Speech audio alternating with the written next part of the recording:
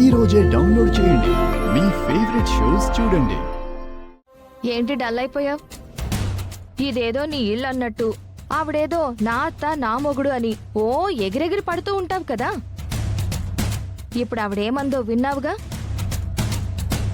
College మా property, నీకేం సంబంధమని. అంటే మేమంతా ఒకటి గాని నువ్వు వేరే. ఎప్పటికీ నువ్వు ఈ కుటుంబంలో మెంబర్వి కాదు అని తేల్చి చెప్పేసింది కదా. మాయ చేసి నిశ్చితార్థం చేసుకున్నావు, కానీ పెళ్లి జరగడం అనేది అంత ఆషామాషి వ్యవహారం కాదు. అస్సలు జరగదు.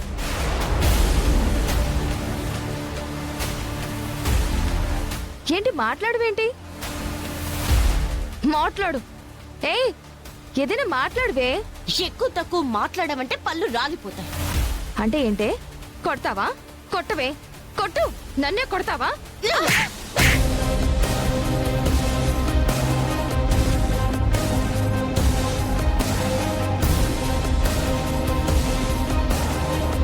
నిజంగానే కొడతావా?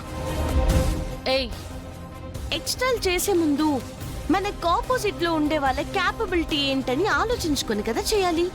నా గురించి తెలియక మాట్లాడి తన్నులు తిన్నావంటే ఒక పద్ధతి, తెలిసి కూడా ఎందుకే? ఫ్రెండు ఏంటి చంటి? ఏంటి ఇక్కడేదో టప్పని సౌండ్ వచ్చింది?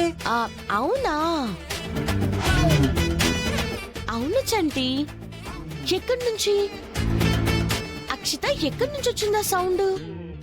అది చప్పట్లు కొడితే వచ్చింది. చప్పట్లు కొడితే వచ్చిందా? అది చప్పట్ల సౌండ్ లా లేదే, లాగి కొడితే వచ్చిన సౌండ్ లా ఉంది. లాగి కొట్టడం ఏంటి? ఎవరు కొడతారు? అవును చంటి, చప్పట్లు కొట్టింది. ఎందుకు?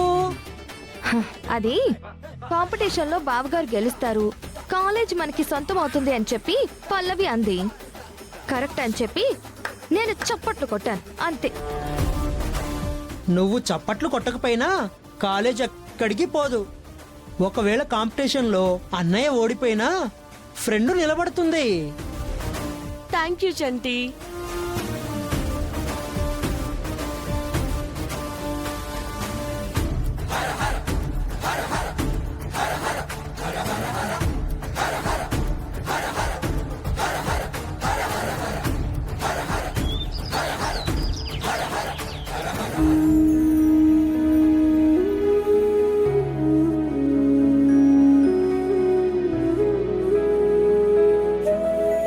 స్వామి, ఈ రోజే కాలేజ్ కి సంబంధించిన బాక్సింగ్ కాంపిటీషన్.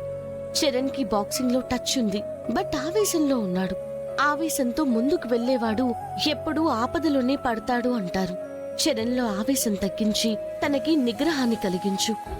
మా కాలేజ్ మాకు దక్కేలా చేయి స్వామి.